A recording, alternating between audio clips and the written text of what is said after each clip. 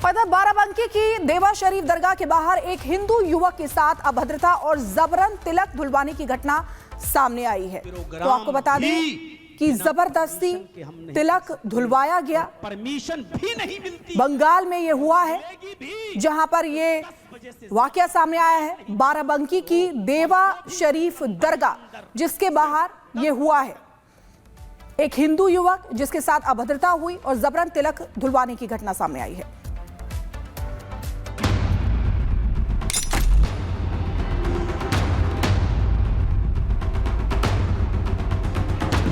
कहीं कोई शांति भंग की बात नहीं करता है, कहीं कोई अराजकता की बात नहीं करता है, कहीं कोई फिरौती की बात नहीं करता है, कहीं कोई दंगा नहीं है, कोई फसाद नहीं है, कोई गुंडा टैक्स नहीं है। आज कहीं भी इस प्रकार की स्थिति नहीं है। यूपी के मौलाना जर्जिश अंसारी की तकरीर इन दिनों चर्चा में है। मौलाना जर्जिश का कहना है कि यूपी में अवैध मदरसों पर कार्रवाई हो रही है, मस्जिदों से लाउडस्पीकर हटवाए जा रहे हैं, रात 10 बजे के बाद लाउडस्पीकर पर रोक है। मौलाना जर्जिश अंसारी यही नहीं रुके, उन्होंने यहां तक कह दिया कि यूपी मुसलमानों के लिए सेफ नहीं है। यूपी के मुसलमानों, यूपी छोड़ दो, बंगाल सबसे सुरक्षित है, वहीं शिफ्ट हो जाओ। हमारे उत्तर प्रदेश में चले जाओ। हम तो कई मर्तबा अपने घर पे कह चुके हैं, अब उत्तर प्रदेश में रहने का दिल नहीं करता, चलो बंगाल में शिफ्ट होते हैं। लेकिन सुन लो मेरे भाइयों, आज हालात क्या हैं, मदरसों पे जाके देख लीजिए कितने सैकड़ों मदरसों पर बुलडोजर चल चुके हैं। कोई प्रोग्राम भी बिना परमिशन के हम नहीं कर सकते, और परमिशन भी नहीं मिलती है, और मिलेगी भी तो 10 बजे से ज्यादा आप माइक नहीं बजा सकते हो, और वो भी सिर्फ अंदर ही अंदर, सिर्फ 10 बजे तक माइक सिर्फ मस्जिद में आपकी आवाज रहे, मस्जिद के बाहर आवाज न जाए। इस कंडीशन में हम उत्तर प्रदेश के लोग रह रहे हैं। अजानों पे पाबंदी हो चुकी है, कोई देके देख ले आज जोर से अजान। सुना आपने कैसे मौलाना न सिर्फ योगी के खिलाफ मुसलमानों को भड़का रहे हैं, बल्कि उनकी नफरत इस कदर है कि यूपी छोड़ने की अपील तक कर रहे हैं। मौलाना जर्जिश अंसारी ने यूपी सरकार की नीतियों पर खुलकर सवाल खड़े किए, तो वहीं दूसरी ओर ऑल इंडिया मुस्लिम जमात के अध्यक्ष मौलाना शहाबुद्दीन रजवी बरेलवी पूरी तरह अलग तस्वीर पेश करते नजर आए। मौलाना शहाबुद्दीन रजवी का कहना है कि योगी आदित्यनाथ के मुख्यमंत्री बनने के बाद यूपी में दंगे नहीं हुए, मुस्लिम समाज खुद को पहले से ज्यादा सुरक्षित महसूस कर रहा है। योगी सरकार ने मुसलमानों को कभी टारगेट नहीं किया। उनका दावा है कि सीएम योगी ने अपने पूरे कार्यकाल में किसी भी मदरसे पर ताला नहीं लगवाया। मुख्यमंत्री योगी आदित्यनाथ जी को देखिए, मुख्यमंत्री की हैसियत से उन्होंने किसी एक भी मदरसे पर बुलडोजर चलाने की बात नहीं कही, किसी मस्जिद पे ताला उन्होंने नहीं लगाने का आदेश दिया। कहीं इक्का दुक्का जो उत्तर प्रदेश में कुछ वाकये हुए वो कोर्ट के ऑर्डर पर हुए। मुख्यमंत्री जी ने ऐसा कोई ऑर्डर नहीं दिया कि मदरसे पे बुलडोजर चला दिया जाए या मस्जिद पे ताला लगा दिया जाए। कहीं कोई भेदभाव नहीं, कहीं कोई पक्षपात नहीं।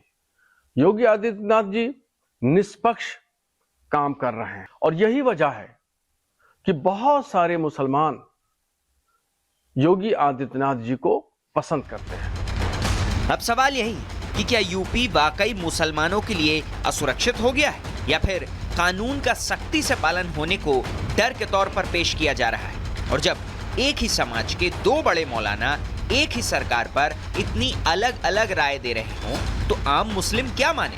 सवाल सिर्फ मदरसों, लाउडस्पीकर या कानून का नहीं, सवाल यह है कि क्या सुरक्षा की परिभाषा अब कानून मानने से तय होगी या राजनीतिक बयानबाजी से। Bureau report, Republic Bharat.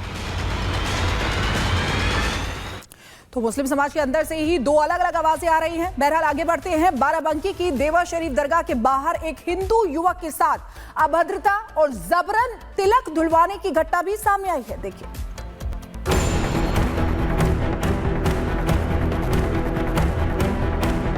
दरगाह पर शर्मनाक हरकत, कट्टरपंथ की दस्तक। तिलक धोया फिर की हाथापाई, हिंदू युवक की जमकर पिटाई। सबसे पहले सीसीटीवी की इन तस्वीरों को देखिए। एक युवक की गर्दन को टोपी लगाए व्यक्ति ने दबोच रखा है। वो उसे एक दुकान पर ले जाता है, वहां से पानी की बोतल उठाता है और उसके सिर पर डाल देता है। उत्तर प्रदेश के बाराबंकी जिले में देवा कस्बे में गए एक हिंदू युवक के साथ मारपीट की गई। ये सीसीटीवी में कैद हो गया।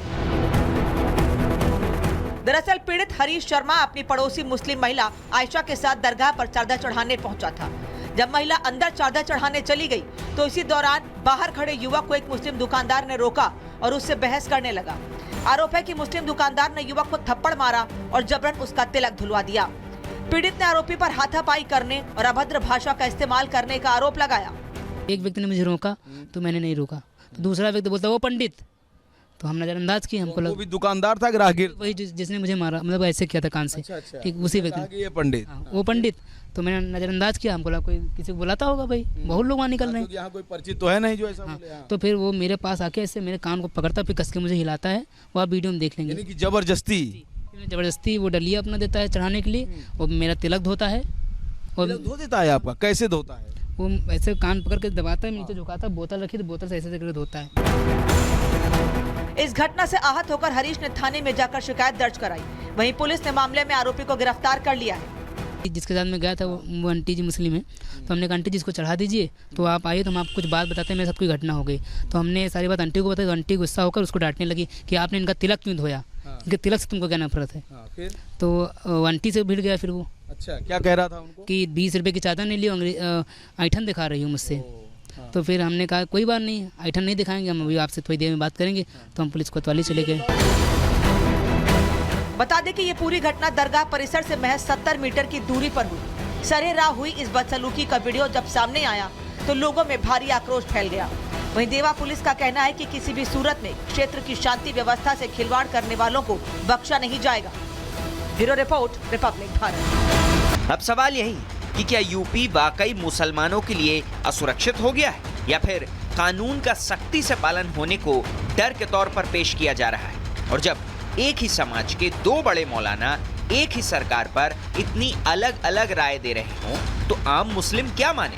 सवाल सिर्फ मदरसों, लाउडस्पीकर या कानून का नहीं। सवाल यह है कि क्या सुरक्षा की परिभाषा अब कानून मानने से तय होगी या राजनीतिक बयानबाजी से।